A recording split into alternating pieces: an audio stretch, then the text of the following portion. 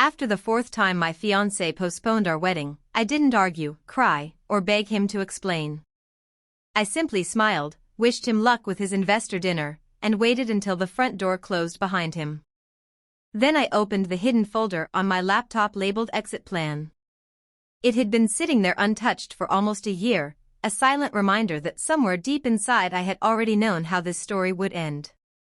I called a private relocation company before midnight and arranged for them to arrive at sunrise. By the time Adrian returned home the following evening, everything that belonged to me would be gone. No dramatic goodbye. No broken dishes. No desperate speeches. Just an apartment that would finally reflect the emptiness our relationship had become. 5 years earlier I had believed we were building a future together. Adrian had been a brilliant software engineer with an impossible dream and barely enough money to pay rent. I was already working as a corporate communications manager for one of Boston's largest investment firms, and I believed in him so completely that I invested nearly all my savings into his startup before anyone else dared to take the risk. When investors rejected his first proposal, I rewrote his presentations. When reporters criticized his product launch, I repaired his reputation. When employees threatened to leave during the company's darkest months, I convinced them to stay. Everyone praised Adrian as a visionary entrepreneur, but very few people knew how many disasters had disappeared before reaching the public because I had quietly handled them. I never wanted recognition. I only wanted a life with the man I loved. Somewhere along the way, however, my support became something he expected rather than appreciated. Every success belonged to him, while every sacrifice became invisible because it came from me. The first postponed wedding had a reasonable explanation. He said funding negotiations couldn't wait. I understood. The second delay came because he had to attend an international technology conference in Singapore. Again, I accepted it without complaint. The third cancellation happened because his company was preparing to release its newest artificial intelligence platform. By then I had begun noticing how easily my dreams were moved aside whenever his ambitions demanded more space. The fourth postponement should have broken my heart, but instead it brought something I hadn't felt in years. Peace. Earlier that morning I had discovered a velvet jewelry box hidden inside Adrian's office desk while searching for a missing contract. For one foolish second my heart raced. Maybe he had secretly planned to surprise me after all. Maybe every disappointment had been leading toward something beautiful. I opened the box with trembling hands. Inside rested a breathtaking diamond bracelet accompanied by a handwritten card. To Olivia. Thank you for believing in every impossible idea I ever had. None of this would exist without you. Olivia wasn't me. She was his newest business partner, a charismatic venture capitalist who had joined the company less than a year ago. I stared at those words until they blurred together. They sounded painfully familiar because they were almost identical to the speech I had once written for Adrian before he accepted an innovation award. Those had been my words. My gratitude. My emotions. He had simply given them to someone else. I quietly placed everything back exactly as I had found it and closed the drawer. When Adrian came home later that night, he barely looked up from his phone. We'll have to move the wedding again, he said while loosening his tie. Olivia arranged a meeting with European investors, and the schedule overlaps. He didn't apologize. He didn't even ask how I felt. He simply assumed I would rearrange my life once more. I nodded, prepared his favorite dinner, and listened as he spent nearly an hour talking enthusiastically about Olivia's brilliant ideas, her incredible instincts, and how lucky the company was to have someone like her. He never noticed that I barely touched my own meal. The next morning, while he flew to New York for another conference, I began erasing every financial connection between us. The apartment lease had been signed in both our names, but every monthly payment came from my account. His younger brother's university tuition? Also my account. His mother's medical insurance? Mine again. Even the luxury SUV Adrian proudly drove to every executive meeting had been leased using my credit history because his own finances had once been too unstable to qualify. Piece by piece I cancelled every automatic payment I had quietly maintained for years. Every confirmation email felt strangely light, as though invisible chains were snapping one after another. Around noon my phone buzzed. Adrian had finally texted me. Mom's birthday is tonight. Buy her something elegant from both of us. Don't forget. There wasn't even a greeting. No, how are you? No, I love you. Just another instruction. I read the message twice before placing the phone face down on the table. For the first time in 5 years, I didn't answer immediately. Outside my apartment window, the city continued exactly as it always had. Cars filled the streets. Office workers hurried between meetings. Somewhere nearby, church bells announced the beginning of another ordinary afternoon. Yet inside me, everything had already changed. I wasn't leaving because another woman existed. I wasn't even leaving because Adrian had forgotten our wedding again. I was leaving because I had finally realized something terrifying. The woman who had sacrificed her future for love no longer recognized the person staring back from the mirror. And if I stayed any longer, I never would again. The movers arrived precisely at 7 the next morning wearing navy uniforms and carrying tablets instead of clipboards. They worked quietly, wrapping paintings, books, kitchenware, and furniture with practiced efficiency while I walked through each room deciding what part of my old life deserved to follow me. Surprisingly little did. Most of the expensive decorations had been chosen by Adrian because they matched the polished image he wanted investors to see whenever they visited. I had spent years living inside an apartment that looked more like a luxury showroom than a home. By noon, every box labeled with my name had disappeared into the elevator, leaving behind only the possessions Adrian had purchased himself. The silence inside the apartment felt unfamiliar but comforting. For the first time in years, I wasn't cleaning up someone else's chaos or rearranging my schedule around someone else's priorities. I was simply making decisions for myself. My phone vibrated constantly throughout the afternoon. The first messages came from Adrian's assistant asking whether I could review another press release before an important shareholder announcement. Then his younger brother texted to remind me that the university expected next semester's tuition by Friday. A few minutes later Adrian's mother called, leaving a cheerful voicemail about a charity gala she wanted me to attend with her because Adrian would probably be too busy. Listening to them one after another was almost surreal. None of them asked how I was doing. None of them wondered whether I had plans of my own. They all assumed I would continue solving their problems exactly as I always had. I deleted every voicemail without responding. Around 3 o'clock I drove downtown to the headquarters of Brighton Dynamics, the rival technology company that had spent nearly a year trying to recruit me. Their chief executive, Daniel Foster, greeted me personally in the lobby. Unlike Adrian, he stood when I entered the conference room and thanked me for making the trip.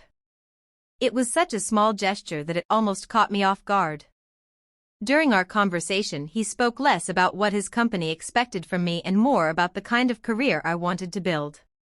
He had followed my communications work for years and believed I deserved to lead an international division instead of remaining hidden behind someone else's public image. By the time the meeting ended, the employment contract waiting in front of me no longer felt intimidating. It felt like freedom. I signed my name without hesitation. Daniel smiled warmly before extending his hand. Welcome aboard, Emma. I think you'll finally get the credit you've earned. Those simple words lingered in my mind long after I left the building. On my drive home, Adrian finally called. I let the phone ring until it stopped. Seconds later another call arrived, then another. Eventually a text message appeared. Why aren't you answering? Olivia and I need your media statement before tonight's interview. I stared at the screen for several moments before typing my first reply in hours. You'll have to manage without me. I pressed send, switched my phone to silent mode, and continued driving. That evening I unlocked the door to my new apartment overlooking the harbor. It was smaller than the penthouse I had shared with Adrian, but sunlight poured through every window, and the empty rooms felt filled with possibility instead of obligation. I ordered takeout, sat on the hardwood floor surrounded by unopened boxes, and watched the sunset paint the skyline orange. For years I had imagined happiness required luxury homes, expensive vacations, and the perfect wedding everyone expected us to have. Instead, I discovered that peace could begin with nothing more than a quiet room where nobody demanded anything from me. My moment of calm ended shortly after 8 when my phone erupted with incoming calls. This time it wasn't Adrian. It was his mother. Against my better judgment, I answered. "Emma," she began without greeting, "your payment for my insurance didn't go through today. There must be some mistake with the bank." "There wasn't a mistake," I replied calmly. A long silence followed. "What do you mean?" she finally asked. "I cancelled the automatic payments." Her voice sharpened immediately. "Cancelled them? Why would you do something so irresponsible?" I almost laughed at the choice of words. Irresponsible. After years of quietly financing expenses that had never been mine, I was suddenly irresponsible because I had stopped. "Mrs. Carter," I said gently, "I think it's time your family handled its own finances." Before she could answer, another call interrupted mine. "Adrian." I declined it.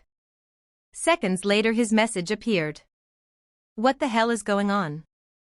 Mom says her insurance was cancelled. My brother says tuition hasn't been paid. Call me now." I read every word without feeling the panic that would once have overwhelmed me. The truth was almost disappointing in its simplicity. Nothing terrible had happened. I had merely stepped away. The empire Adrian believed he had built alone had always rested on invisible foundations, and he had never bothered to notice who kept repairing the cracks beneath his feet. Tonight, for the first time, he was finally discovering what happened when those foundations disappeared. The next morning my alarm rang at 6, although I had barely slept. Not because I regretted my decision, but because my phone had spent half the night vibrating across the bedside table. Adrian called 19 times. His mother left 4 voicemails. His brother sent a dozen messages ranging from confusion to outright anger. I ignored every one of them. Instead, I made coffee, stood on my balcony overlooking the harbor, and watched the sunrise spread across the water. It struck me that I couldn't remember the last morning I had started the day without checking Adrian's schedule before my own. For years my life had revolved around preventing problems before they reached him. Now those problems belonged exactly where they should have all along. By 9 o'clock I arrived at Brighton Dynamics for my first executive meeting. Daniel introduced me to the leadership team as their new vice president of global communications. No one referred to me as someone's fiance. No one described me as the woman behind another executive's success. They welcomed me because of my own experience, my own achievements, and my own reputation. It felt strange hearing people discuss strategies I would lead instead of campaigns I would quietly rescue from the background. During the meeting my phone buzzed again. This time Adrian left a voicemail instead of another text. His voice sounded different, less confident than I had ever heard it. "Emma. I don't understand what's happening. Investors are asking questions because yesterday's interview didn't go well. The press release still isn't finished, and Olivia doesn't know how to handle the media requests. Just call me. We can figure this out." I deleted the message before it finished playing. For years every emergency had become my responsibility simply because I had always stepped in before disaster could unfold. Now I finally understood something important. Refusing to rescue someone wasn't cruelty. Sometimes it was the only way they could learn to stand on their own. Shortly after lunch another unexpected call arrived, this time from Olivia herself. I considered ignoring it but curiosity won. "Emma," she began carefully, "I know things are complicated right now. Adrian is under an incredible amount of pressure. Maybe you could come back for a few days until everything settles down. I almost smiled. Why would I do that? Silence lingered for several seconds. Because the company needs you. The company had me for 5 years, I answered calmly. No one noticed until I left. She struggled to find another argument. You're hurting a lot of innocent employees. No, I replied. I'm simply no longer doing work that was never mine. Before she could continue, I ended the call. That evening the business news confirmed exactly what Daniel had predicted. Adrian's company had postponed its product announcement after several journalists questioned inconsistencies during the investor presentation. Watching the interview online, I immediately recognized every mistake. The messaging lacked structure. The answers wandered without direction. Several difficult questions that I normally anticipated had caught Adrian completely unprepared. None of those errors would have happened while I was still standing quietly behind the cameras feeding him notes moments before every appearance. Yet instead of satisfaction, I felt something closer to closure. His success had never been effortless. It had simply depended on work he never acknowledged. Later that night there was a knock at my apartment door.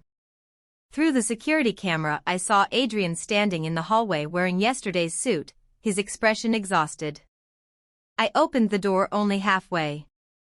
For several long seconds neither of us spoke. Finally he sighed. Why are you doing this? He asked softly. Doing what?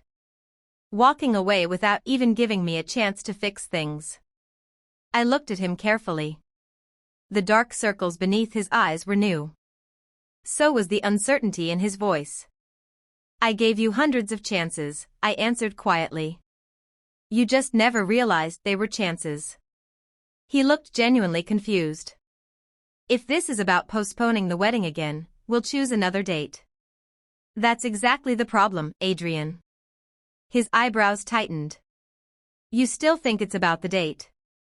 He opened his mouth to argue before closing it again. I continued before he could interrupt. It wasn't one postponed wedding. It wasn't one forgotten anniversary or one bracelet you bought for another woman. It was thousands of tiny moments where I stopped existing as a partner and became a convenience. You expected me to sacrifice everything because you never imagined I would eventually choose myself. His shoulders slowly lowered as though the weight of those words had finally reached him. I never meant to hurt you. I believe you, I said honestly. But you never noticed that you were hurting me either. Somehow that's even worse. He stared at the floor for several seconds before speaking again. Can we start over? I shook my head gently. You don't rebuild a home after letting it burn down for years. Eventually there's nothing left to rebuild. Without anger, without tears, I closed the door. This time, I knew I wouldn't open it again. The weeks that followed were quieter than I ever imagined they could be. For the first time in years, my calendar belonged to me instead of someone else's emergencies. I settled into my new position at Brighton Dynamics faster than I expected. Every meeting reminded me that I had spent years underestimating myself simply because I had grown used to standing in another person's shadow. Here my opinions weren't interruptions. They were requested before decisions were made. My ideas weren't quietly borrowed and presented by someone else. They carried my name. Slowly, I stopped introducing myself as the woman who had left Adrian Carter. I became Emma Hayes again. News from Adrian's company continued to reach me whether I wanted it or not. Investors delayed another funding round after several executives resigned within the same month.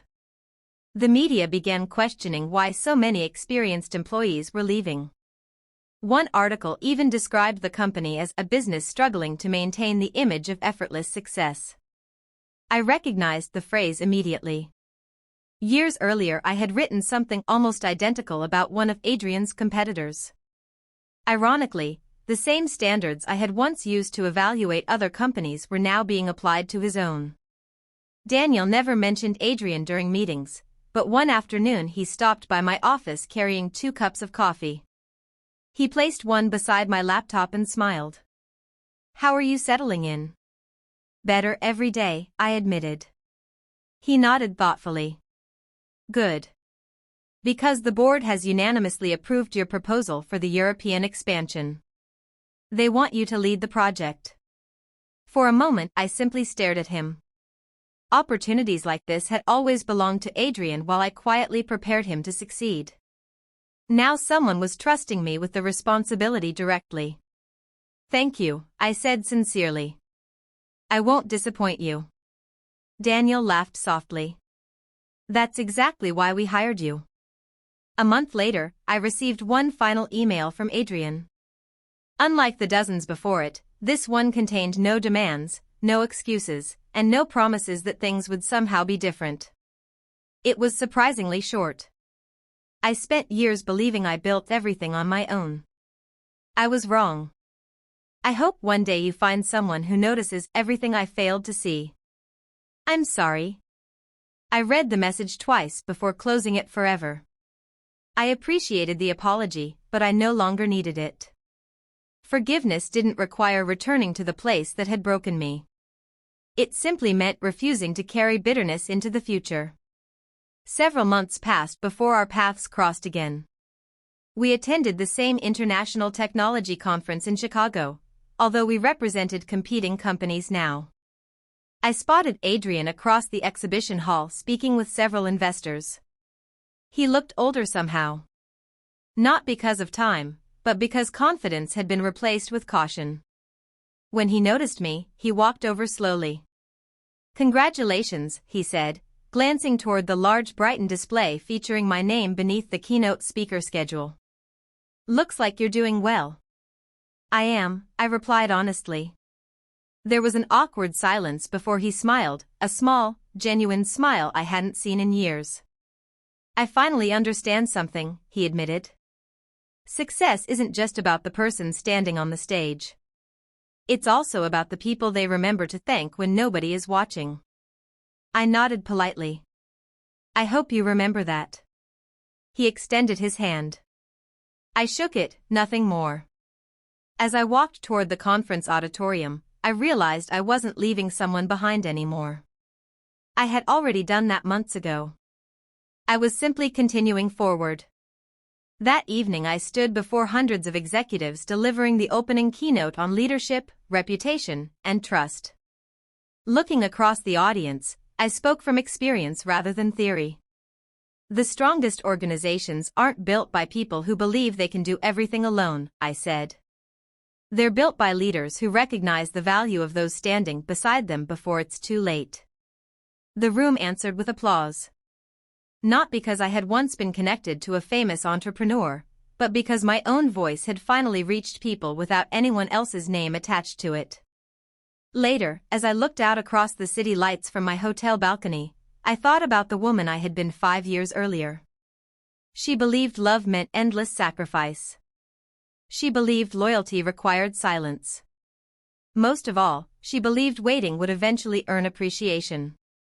She had been wrong. Real love doesn't ask one person to disappear so another can shine. Real partnership doesn't measure devotion by how much someone is willing to lose. Walking away had never been an act of revenge. It had been an act of self-respect. Adrian didn't lose me because another woman entered his life. He lost me because he stopped seeing the woman who had been there from the very beginning.